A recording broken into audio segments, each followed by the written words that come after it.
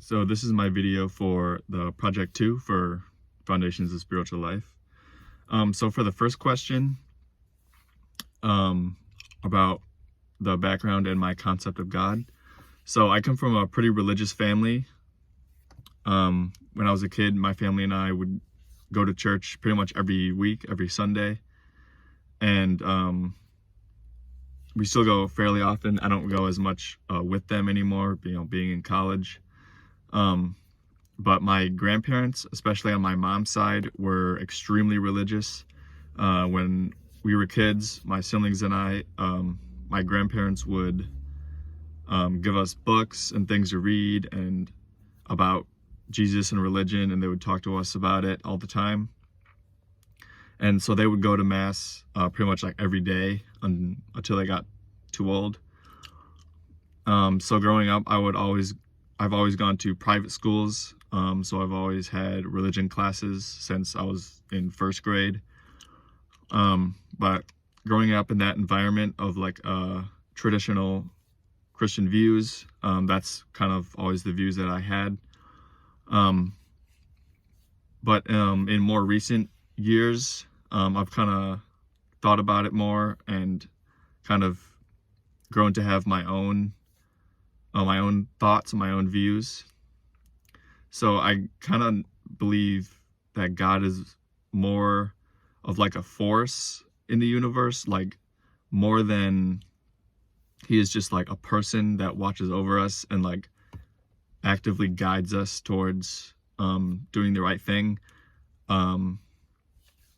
as kind of the Christians would, as the traditional Christian view would kind of lead you to believe. But I would say he's more of more mystical, and he created the universe because he believes that life is sacred and beautiful. But I believe that he did not specifically create humans, like us specifically. He just knew that he was creating life, and we are the result of that. And yeah, so I believe that like my concept of God is more of, I still believe that he judges people. He judges whether we do good or bad. He kind of is like the embodiment of like the idea of good in the universe.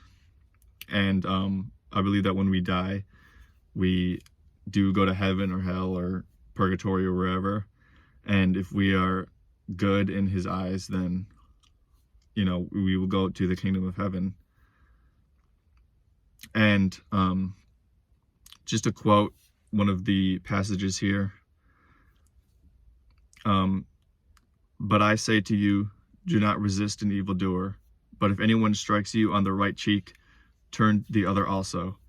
I believe very much in this Bible quote concerning retaliation, as you should never do wrong to someone. If someone does wrong to you, then just be nice to them back, kill them with kindness. And then, so as for the second question, I will be answering prompt number 3. And so the parable of weeds among the wheat. Basically, there is a man who owns a farm, a wheat field, and one of his enemies comes in the night and plants a bunch of weeds among the wheat. And so they do not grow as much.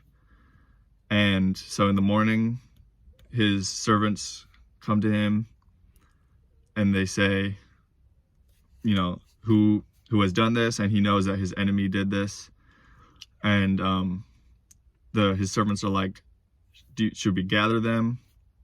Should we like pull out all the weeds? And the master says that no, we should just let them grow. And then, because if we pull the weeds out now, then the wheat will come with it, and we don't want to like uproot the wheat. So when they're all grown, then we will collect the weeds out of the wheat and then we will be able to collect the wheat.